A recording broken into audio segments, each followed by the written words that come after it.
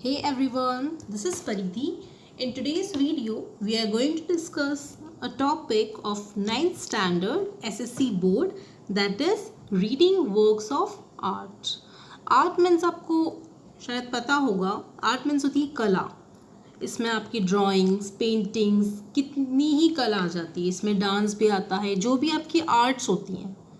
तो हम आज बात करने वाले हैं, आपको पिक्चर्स दिख रही होंगी, पेंटिंग्स हैं. तो जो आज का टॉपिक है वो एक पेंटर पे डिपेंड है. मीन्स वो कितने महान आर्टिस्ट थे उनके बारे में हम बात करेंगे. तो चलिए स्टार्ट करते हैं. Syed Haider Raza. Syed Haider Raza, popularly known as Raza, was a renowned Indian artist. ये इंडियन आर्टिस्ट थे, बहुत ही फेमस थे ये सैयद हैदर रज़ा. इनको रज़ा भी कहा जाता था. Simple geometric shapes, striking color combinations, captivating compositions. These are some of the characteristic features of his paintings, and so are the colors blue and orange. और ये जो यूज़ करते थे इनकी पेंटिंग में, वो एक सिंपल जियोमेट्रिक शेप्स होते हैं. जियोमेट्रिक्स में आपको पता होगा, सर्कल, ट्राइंगल, रेक्टेंगल, ये डिफरेंट जियोमेट्रिक शेप्स को ही यूज़ करते थे. और इनके जो कलर कॉम्बिनेशंस होते थे वो ऐसे होते थे एकदम स्ट्राइकिंग, मीन्स अलग ही, स्ट्राइक करने वाले, एकदम से दिखने वाले.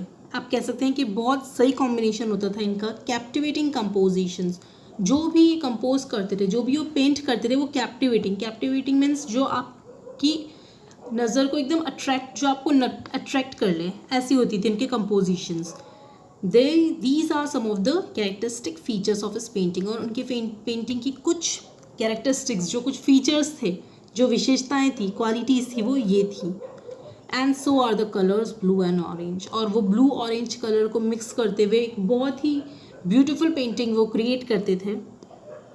You will find them in almost all his paintings. और ये जो दो कलर्स हैं, ब्लू और ऑरेंज, इनके डिफरेंट शेड्स वो यूज़ करते थे. और ये दो कलर ऐसे हैं जो आप उनकी पेंटिंग्स में अक्सर मिलते थे. None of his paintings depict life like human figures or copies of scenes from his environment. और उनकी किसी भी पेंटिंग में आपको कहीं भी किसी पर्सन की पेंटिंग नहीं दिखेगी, या एनवायरनमेंट की जो सीनरी होती है वो नहीं दिखेगी. ये हमेशा डिफरेंट ज्योमेट्रिकल शेप्स को यूज़ करते थे. सो आपका फर्स्ट क्वेश्चन है, write any 3 characteristics of Raza's painting. Write the 3 characteristics of Raza's paintings. आगे बढ़ते हैं. His paintings belong to the abstract style of paintings. Abstract, that means ये कोई पर्टिकुलर फिगर को ड्रॉ नहीं करते थे, ये एब्स्ट्रैक्ट होती थी. ये कैसे भी डिफरेंट शेप्स को यूज़ करके एक डिफरेंट पेंटिंग क्रिएट करते थे. Such paintings are not inspired by any external factor. ये किसी चीज़ को देखकर उसकी कॉपी नहीं करते थे. लाइक एनवायरनमेंट, हम जैसे सीनरी होती है, वो क्या होता है कि हाँ, एक सीन हमने देखा हुआ है, उस पर बेस्ड होती है वो पेंटिंग्स. लेकिन इनकी जो पेंटिंग्स थी वो कभी भी एक्सटर्नल फैक्टर्स से इंस्पायर्ड नहीं. एक्सटर्नल मीन्स ऐसी चीज़ जो हमको बाहर दिख रही है, ऐसे फैक्टर से कभी भी इनकी पेंटिंग इंस्पायर नहीं हुई थी. They originate when the artist tries to peep into his own inner mind. और ऐसी पेंटिंग्स हमेशा तभी इंसान बना पाता है जब आर्टिस्ट, या जब वो इंसान अपने मन में देखे, अपने मन में देखकर अगर आप उसको कर रहे हैं, दैट मीन्स अगर आप कुछ चीज़ बनाना चाह रहे हैं अपने मन में देखकर, तभी वो पेंटिंग आप कर पाएंगे. ये एब्स्ट्रैक्ट पेंटिंग्स होती हैं. अदरवाइज अगर आप किसी चीज़ को कॉपी कर रहे हैं तो इसमें आपको अपना मन लगाने की ज़रूरत नहीं है, उसमें आप अपना दिमाग लगा के कर सकते हैं. लेकिन अगर आपके सामने कोई पिक्चर नहीं है, कोई पर्टिकुलर सीन नहीं है, और उसकी आपको पेंटिंग बनानी है, then that is a different thing. They are made by arranging circles, triangles, squares, rectangles, lines, dots in different compositions, using effective techniques of applying paint, attractive color combinations, achieving balance in some places and creating imbalance in other places. वो जैसे कि हमने बात किया है कि वो geometric shapes को यूज़ करते थे, तो वो सर्कल को किस तरह से अरेंज करना है, ये पिक्चर ही आप देख लीजिए. आपके सामने एक पिक्चर गिवन है, ये जो पेंटिंग है इसमें आप देख सकते हैं कि ये पेंटिंग आपको ऐसा कोई सीन कहीं दिखेगा, ये सीन नहीं है, ये पेंटिंग है, ये एब्स्ट्रैक्ट पेंटिंग है। इसमें आप देखेंगे आपको कितने डिफरेंट शेप्स दिख रहे हैं।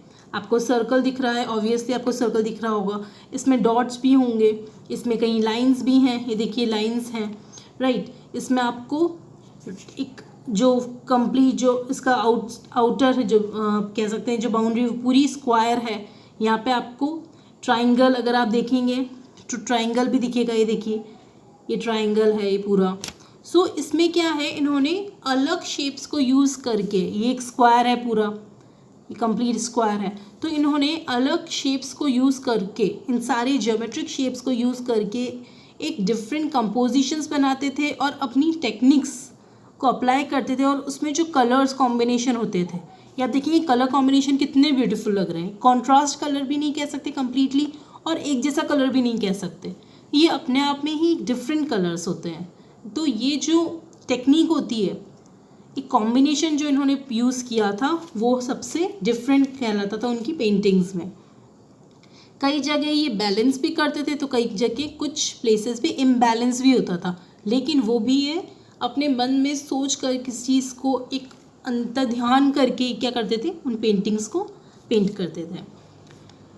राजा found his paintings through his study of Indian art and its heritage.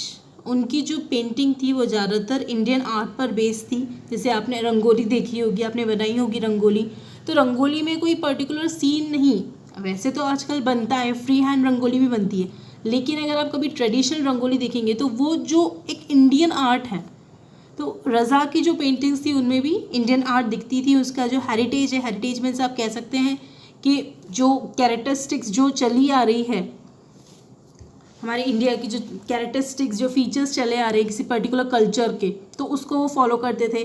Cultural context and philosophy, that means वो अपने मन में, फिलोसॉफी क्या होता है, आप कह सकते हैं कि एक आर्ट होती है जिससे, या एक स्टडी होती है जिससे आप अपने दिमाग की चीज़ों को यूज़ कर रहे हैं, अपने माइंड को यूज़ कर रहे हैं, तो वो भी यही करते थे, अपना मन और माइंड यूज़ करते थे। His pictures seem to radiate peace and life at the same time. उनकी पिक्चर्स ऐसी थी जो एकदम क्या चीज़ दिखाती थी, उसमें पीस भी, एक शांति भी है, तो कहीं ना कहीं लाइफ भी दिखती थी उनकी पिक्चर्स में। Next, we realize that the painting is a visible form of very deep thought। और उनकी पेंटिंग ऐसी होती थी वो जो कहीं एक डीप थॉट, अगर आप उस पेंटिंग को ध्यान से देखेंगे तो उसमें कहीं ना कहीं आपको डिफरेंट थॉट्स देखने को मिलेंगे। Very few abstract paintings communicate with the viewers as much as Raza's do. और बहुत ही कम ऐसी एब्स्ट्रैक्ट पेंटिंग्स हैं जो व्यूअर्स को अपनी बात समझाने की कोशिश कर रही होती हैं। दैट मीन्स किसी भी पिक्चर को देखकर अगर आपको समझ में आ रहा है वो पिक्चर क्या है, दैट मीन्स पिक्चर ने आपको अपना जो मैसेज है वो कम्युनिकेट कर दिया। तो ऐसी कई एब्स्ट्रैक्ट पेंटिंग्स थी, उसमें से बहुत कम ऐसी होती थी जो अपना मैसेज व्यूअर्स मीन्स देखने वालों को बता पाती थी, लेकिन रज़ा की पेंटिंग्स ऐसी थी जो व्यूअर्स देखकर उसको समझ जाते थे। Raza was born in a small village in Madhya Pradesh. वो मध्य प्रदेश में एक छोटे से गांव में पैदा हुए थे। He began to paint from the age of 12। तो 12 साल से ही उन्होंने, 12 की जो एज थी तब से उन्होंने पेंट करना स्टार्ट किया था। He studied art at the Chitrakala Mahavidyalaya at Nagpur and then at the J school of art in Mumbai. तो उनकी एजुकेशन पहले नागपुर में थी, फिर मुंबई में हुई। Later he went to France to study art. और उसके बाद वो फ्रांस चले गए आर्ट के बारे में स्टडी करने के लिए। After few years he decided to settle in France. और कुछ सालों बाद उन्होंने ये डिसाइड किया कि अब मैं फ्रांस में भी सेटल हो जाऊंगा। हिज वाइफ वॉज फ्रेंच, तो वहीं की एक लड़की से उन्होंने शादी कर ली। He won many national and international awards. उनको कई नेशनल इंटरनेशनल अवार्ड्स मिले। He was honoured with all the 3 Padma awards, Padma Shri, Padma Bhushan and Padma Vibhushan. तो ये जो 3 पद्म अवार्ड है उनको भी उन अवार्ड से भी उनको सम्मानित किया गया। With all the awards and honors, his paintings were exploring a spiritual, metaphysical path।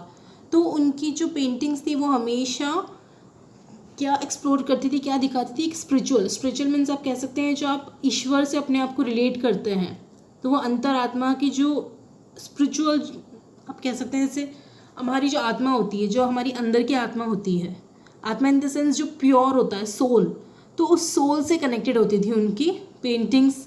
That means वो हमेशा पीसफुल होती थी, डीप थॉट वाली होती थी।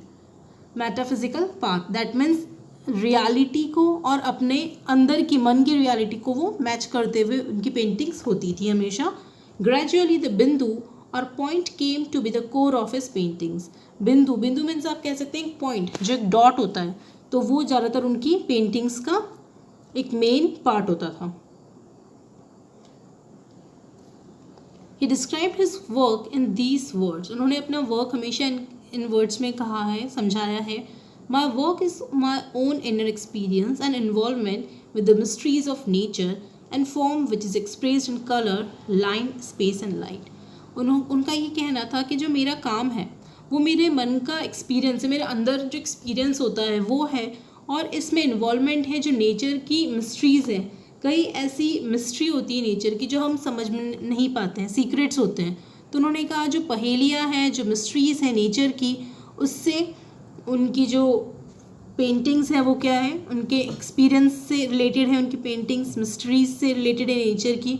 और form which is expressed in colour, और इन्होंने क्या किया, हर चीज़ अपने मन की पीस को, अपने मन के थॉट्स को, अपनी इनर फीलिंग्स को, इनर एक्सपीरियंस को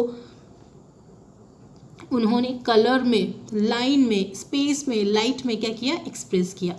इन शॉर्ट उन्होंने अपने सारी जो फीलिंग्स थी उसको पेंटिंग में एक्सप्रेस कर दिया पेंटिंग के through. Sometimes an artist thoughts appear to be too complex or even complicated when they are expressed through words. लेकिन कई बार क्या होता है, कुछ आर्टिस्ट के जो थॉट्स होते हैं, अगर वो अपने थॉट्स बताएं तो कई बार समझना मुश्किल हो जाता है। For him, the effective medium of communication is his work, his paintings. और उनके लिए सबसे इफ़ेक्टिव मीडियम जो था कम्युनिकेशन का, वो उनका काम था, उनकी पेंटिंग्स थी। राजा हैड ग्रेट क्रिएटिविटी, उनकी जो क्रिएटिविटी थी वो बहुत ही ग्रेट थी। तो आपका सेकंड क्वेश्चन ये आता है, how did Raza describe his work. थोड़ा सा ऊपर गया है इसका आंसर, बट आई होप आपको ध्यान होगा। How did Raza describe his work, Raza ने अपने वर्क को कैसे डिस्क्राइब किया था। ओके, आगे बढ़ते हैं। For him the effective medium of communication is his work, his paintings. Raza had great creativity, his paintings are very expressive, वो बहुत ही एक्सप्रेसिव होती थी, दैट मीन्स हर चीज़ एक्सप्रेस करने वाली होती थी। This great artist passed away on 23 July 2016 at the age of 94, leaving behind a legacy of sensitive paintings achieved through extraordinary compositions of lines and colors that depict extraordinary compositions. और इन महान artist की जो death थी वो 23 July 2016 में हुई थी। 94 की एज में वो पास अवे हुए थे। और उसके बाद उन्होंने अपने पीछे जो है क्या छोड़ा था, एक लेगेसी छोड़ी थी, आप कह सकते हैं। जैसे होता है ना, हम जाने से पहले अपनी जो विरासत होती है वो छोड़ी थी उन्होंने। कई सारी अच्छी पेंटिंग्स, जो ग्रेट पेंटिंग्स थी, एक्स्ट्रा ऑर्डिनरी कंपोजिशंस थे, जिसमें लाइंस के, कलर्स के जो मिक्स था, कलर का जो कंपोजिशन था, आप कह सकते हैं कि एक जो मिक्सचर होता है, जो यूज़ होता है कलर्स का, वो बहुत ही अच्छे से उन्होंने उन पेंटिंग्स में किया था। और वही एक्स्ट्रा ऑर्डिनरी कंपोजिशंस उन पेंटिंग्स से दिखता है। सो आई होप आज का जो वीडियो है वो आपको क्लियर हुआ होगा। आज का फर्स्ट पार्ट है, the remaining part will do in next video. Okay, in case of any doubt feel free to ask me. Take care, stay safe.